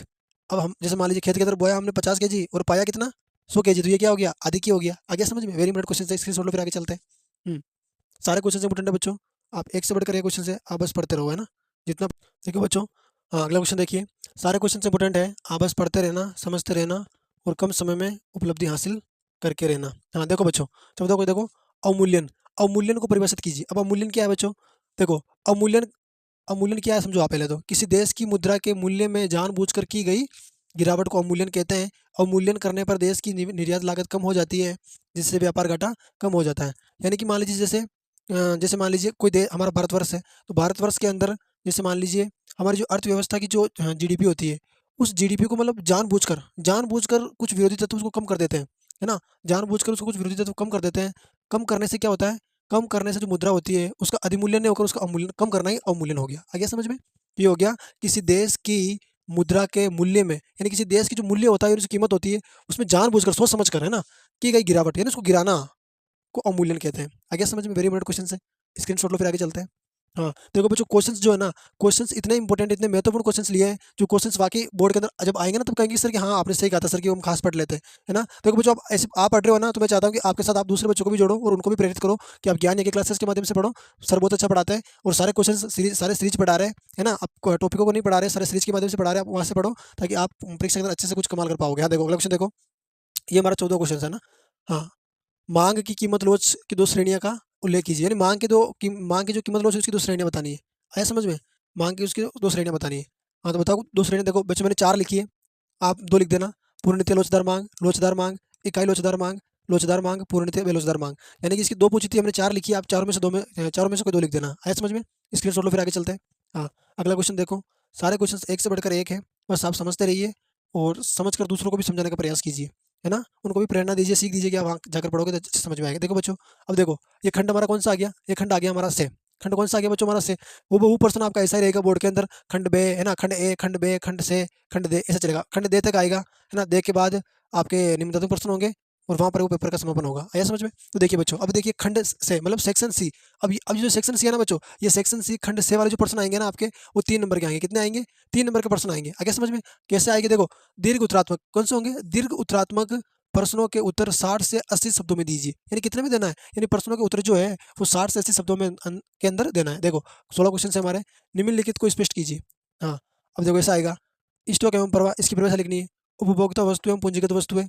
अब देखो अथवा में दे रखा है ये, और अथवा मतलब, और या तो आप, यानी इसका कहने का मतलब ये बच्चों, या तो आप ये प्रश्न करो और या फिर आप ये करो, इन दोनों में से कोई एक करना है। ऐसा नहीं कि दोनों कर ले, नहीं दोनों नहीं करना। यदि आपको दोनों आ रहा है, दोनों को करने में टाइम वेस्ट नहीं करना है। जहाँ पर बीच में अथवा लिखा होता है ना, अथवा का मतलब होता है या तो आप ये करो या फिर ये करो, यानी दोनों में से कोई एक क्वेश्चन करना है आपको, ठीक है। और जब आप एक क्वेश्चन करोगे तो नंबर उतने, दोनों करोगे तो नंबर उतने मिलेंगे, एक करोगे तो नंबर उतने मिलेंगे। जब दोनों करने पर नंबर वही मिल रहे हैं तो फिर हम हमारा टाइम वेस्ट क्यों करें, क्योंकि टाइम बहुत इंपॉर्टेंट होता है ना, है ना। हाँ देखिए, क्योंकि टाइम बहुत इंपॉर्टेंट होता है बच्चों, क्योंकि समय जो होता है ना, क्योंकि समय भी कहता है, समय कहता है कि समय समय के पास भी इतना समय नहीं है कि वो आपके लिए अलग से समय दे सके, है ना। तो समय को वेस्ट नहीं करना है। देखिए बच्चों, हाँ, निम्नलिखित आंकड़ों के देखो, निम्नलिखित आंकड़ों से कारक लागत पर निविल राष्ट्रीय आय ज्ञात कीजिए। क्या याद करनी है? निविल राष्ट्रीय आय ज्ञात करनी है। अब मैं ये क्वेश्चन में कर देता हूँ, ऊपर वाला आप करना।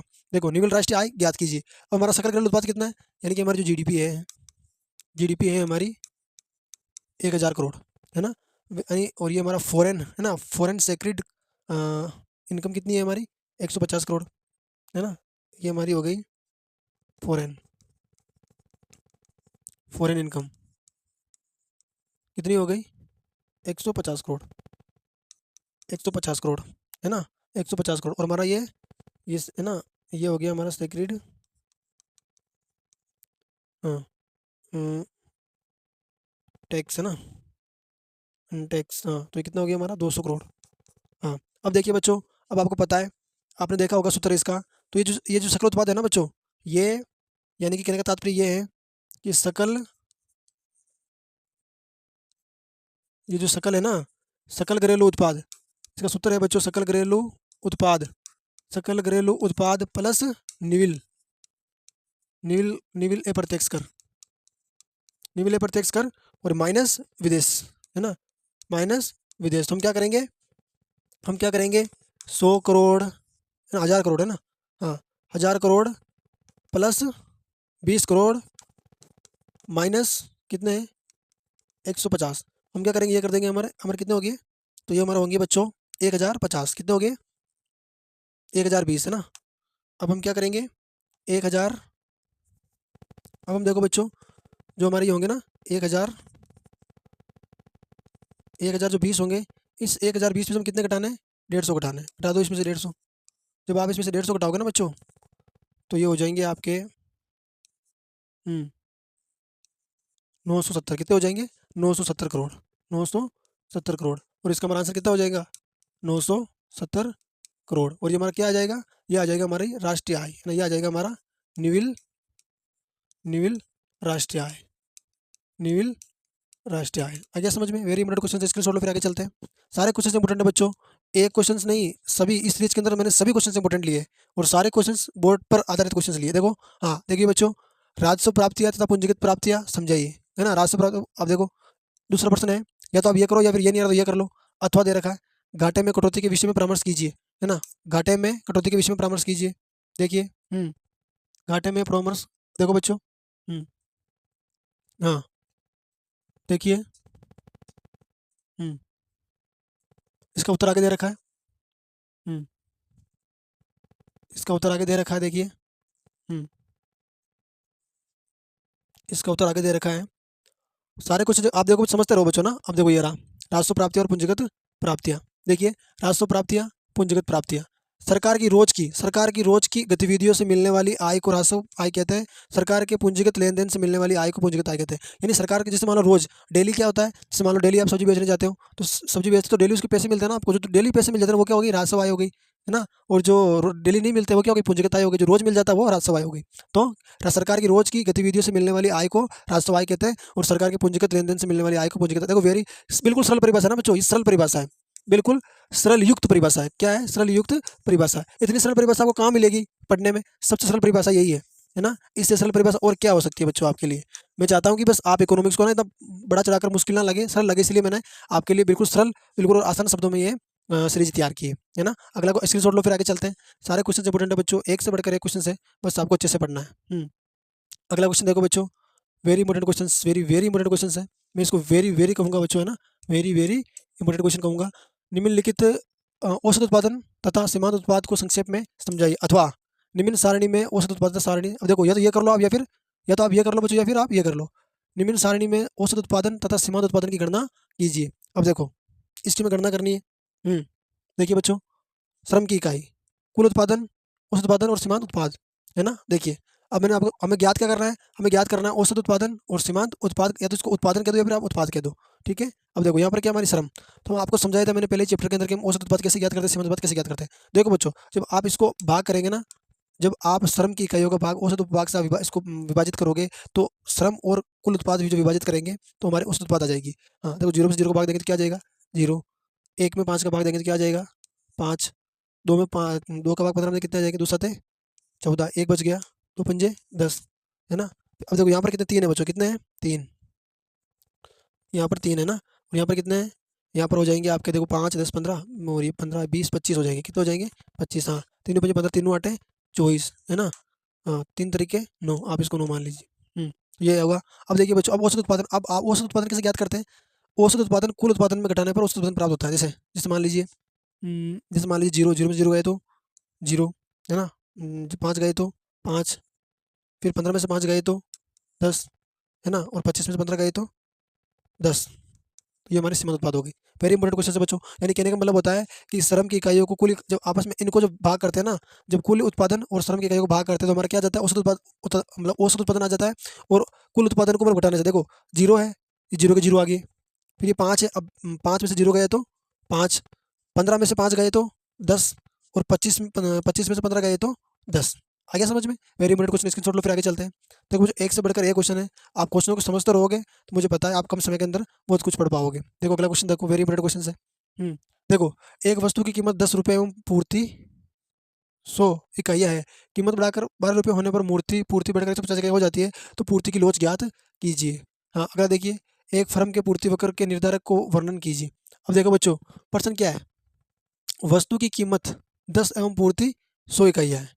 कीमत कितनी है, 10 एवं पूर्ति कितनी है, 100 इकाइयाँ है। कीमत बढ़ाकर 12 रुपये होने पर, पूर्ति बढ़कर 100 इकाइयाँ हो जाती है, तो पूर्ति वक्र की लोच ज्ञात कीजिए। देखो मैंने पिछले प्रश्न में आपको पढ़ाया था, ये प्रश्न वेरी इंपॉर्टेंट क्वेश्चन है ना। ये आपके लिए होमवर्क है, ये आपके लिए होमवर्क है। आप इसको घर से करके लाना और कमेंट्स में मुझे बताना। और ये एक फर्म के पूर्ति वक्र के निर्धारकों का वर्णन कीजिए। तो इस प्रश्न को क्या करना है आपको, इससे देखो 1 2 3, 2 3 4 ऐसे बनाना है, और फिर लास्ट के अंदर आपको इसे वक्र बना देना है। आ गया समझ में। लास्ट के अंदर आपको ऐसे मानचित्र बना देना है, वाई एक्स, है ना, पूर्ति वक्र बना देना है। पूर्ति वक्र बना देना है। और इसमें तो चैप्टर लिखना है, फर्म निर्धारक है ना, तो इसमें आय का निर्धारक, पूर्ति का निर्धारक और फर्म का निर्धारक, है ना। तो ऐसे चरण बना के फिर इसका मानचित्र बना देना, ये क्वेश्चन हमारा पूरा हो जाएगा। ये क्वेश्चन आपके लिए इंपॉर्टेंट है ना। ये क्वेश्चन इंपॉर्टेंट मैं नहीं करूंगा, ये क्वेश्चन मैंने पिछली सीरीज में बताया था आपको, 2 बार आ गया ये प्रश्न। आप करना आपके समझ कर, है ना। हाँ, सब बिल्कुल सरल क्वेश्चन होगा ये। क्या करना, आपको लोच का सूत्र लिखना है ना। लोच का सूत्र कैसा होगा, लोच का जो हमारा सूत्र होगा वो हो जाएगा हमारा Q1, है ना, Q0 P1 बटावा Q0, है ना। फिर इसमें हमारा हो जाएगा P0 बटावा P1 बटावा P0। ये सूत्र होगा, सूत्र के माध्यम से इसको आप हल कर देना, है ना। हाँ, आपके लिए बच्चों समझना करना है समझ के बैठ के। हाँ देखो अगला क्वेश्चन, देखो स्क्रीनशॉट लो, समझ फिर आगे चलते हैं। सारे क्वेश्चन इंपॉर्टेंट है आपके लिए बच्चों, सब क्वेश्चन को ध्यान से समझना है और बारीक से समझते हुए हमें क्वेश्चनों को बोर्ड में आने वाले उन क्वेश्चन को अगला क्वेश्चन देखो बच्चों। अगला अगला क्वेश्चन जो है, देखो आज तबीयत भी नाजुक है बच्चों, तबीयत नाजुक होने के कारण भी फिर भी मैं आपके लिए क्लास ला रहा हूँ, क्योंकि मुझे आपकी चिंता है। देखो अगला क्वेश्चन देखो बच्चों, अगला क्वेश्चन है हमारा खंड दे। खंड दे जो है बच्चों सेक्शन बी, ये खंड दे 4 नंबर का रहने वाला है। कितने नंबर का रहने वाला है? खंड दे सेक्शन 4, ये 4 नंबर खंड दे के अंदर जितने भी प्रश्न आएंगे वो खंड दे के अंदर 4 नंबर के प्रश्न आएंगे। आ गया समझ में? देखो निबंधात्मक प्रश्नों के उत्तर 100 से 150 शब्दों में दीजिए, है ना। भारत के संदर्भ में, यानी भारत के संदर्भ में भारतीय रिजर्व बैंक के कार्यों का वर्णन कीजिए अथवा वस्तु विनिमय प्रणाली के दोस्तों का उल्लेख कीजिए। यानी या तो ये कर लो या फिर ये कर लो, बताओ देखिए इसमें से। हाँ तो मैंने देखो पहला क्वेश्चन मैंने किया है भारतीय रिजर्व बैंक के कार्य। देखो भारतीय रिजर्व बैंक के कार्य कौन सा है? पहला कौन सा? नोटों का निर्गमन करना, दूसरा सरकार का बैंकर, बैंकों का बैंक, अंतिम ऋणदाता शोधन करने का कार्य, साख नियंत्रण का कार्य, विदेशी विनिमय नियमन का कार्य, बैंकों के पर पर्यवेक्षण का नियंत्रण, है ना, पर्यवेक्षण नियंत्रण। वेरी मिनट क्वेश्चन स्क्रीनशॉट लो फिर आगे चलते हैं। हाँ 4 नंबर का क्वेश्चन आएगा बच्चों ये आपके लिए ना, आपके बोर्ड में खंड दे के 4 नंबर का रोल रखने वाला है ये प्रश्न। हाँ देखिए बच्चों, देखिए देखिए देखिए बच्चों, उपभोक्ता के इष्टतम चयन से आप क्या समझते हैं? बजट रेखा तथा मध्यमांग वक्र की सलाह सहायता से स्पष्ट कीजिए। अथवा या तो फिर ये कर लो या फिर देखो अथवा में क्या है, मांग वक्र में शिफ्ट तथा मांग वक्र की दिशा में गति को समझाइए। तो देखो बच्चों इसमें उत्तर लिखा है मैंने इसका, उपभोक्ता का इष्टतम मंडल ऐसे बिंदु पर स्थित होता है जहाँ बजट रेखा किसी एक अधिमान वक्र को स्पष्ट करती है। आपको वक्र बना देना है, एक्स वाई ओ बिंदु, वस्तु वस्तु 1 और वस्तु 2, ठीक है। अब ये कह रहा है कि शिफ्ट है ना, ये हमने शिफ्ट कर दिया इसको, ठीक है। इस पे हमारा ये वक्र, इसको हम दे देते ए और इसको हम दे देते हैं बी। ये हमारा ई हो गया, ये हमारा बी हो गया, ठीक है। अब ये कह रहा है कि शिफ्ट मांग वक्र की दिशा में गति को दर्शाता है, तो ये गति करता है ना, तो उत्तल गति करता है। स्क्रीनशॉट लो फिर आगे चलते हैं। ऐसे क्वेश्चन कर, देखो ये जो एक मैं क्वेश्चन छोड़ रहा हूँ ना, मान लो मैंने ये क्वेश्चन नहीं किया तो आपको एक कॉपी के अंदर समझना, देखो दोनों में से ये क्वेश्चन जो है आपको किताब में ढूंढना है और फिर उसको पढ़ना है, समझना है। आगे समझ में? आगे चलो, स्क्रीनशॉट लो फिर आगे चलते हैं। देखो सारे क्वेश्चन इंपॉर्टेंट है बच्चों, आप पढ़ते रहो समझते रहो, जितना अच्छे से पढ़ोगे जितना अच्छे से समझोगे आप बहुत कुछ कर पाओगे ना। देखो दीर्घकालीन औसत लागत वक्र तथा दीर्घकालीन सीमांत लागत वक्र के संबंध में सचित्र स्पष्ट कीजिए। हाँ परिवर्ती अनुपात नियमित की रेखा, देखो ये देखो बच्चों, या तो ये क्वेश्चन कर लो आप या फिर ये क्वेश्चन कर लो, यानी अथवा में दे रखा है, यानी दोनों में से कोई एक क्वेश्चन करना है और उसी का उत्तर देना है, एक का ही देना, दोनों का नहीं लिखना है ना, दोनों का लोगे तो वही नंबर मिलेंगे, इसलिए आपको समय को वेस्ट नहीं करना है। अथवा के अंदर जो प्रश्न दे रखा होता है उन प्रश्नों में से दोनों में से एक करना होता है ना। देखिए अब दीर्घकालीन औसत लागत वक्र होता है दीर्घकालीन सीमांत लागत वक्र के संबंध में सचित्र बनाइए। देखो बच्चों आपको क्या करना है, सिर्फ चित्र पूछ रहा है तो ये हमारा मानचित्र बना देना, एक्स वाई, ये हमारा ओ हो गया, है ना, ये हमारा क्या हो गया, ओ हो गया। और आपको पता है सीमांत लागत वक्र जो होता है वो क्या होता है, यू के आकार का होता है। किसके आकार का होता है? यू के आकार का होता है ना। वो किसके आकार का होता है?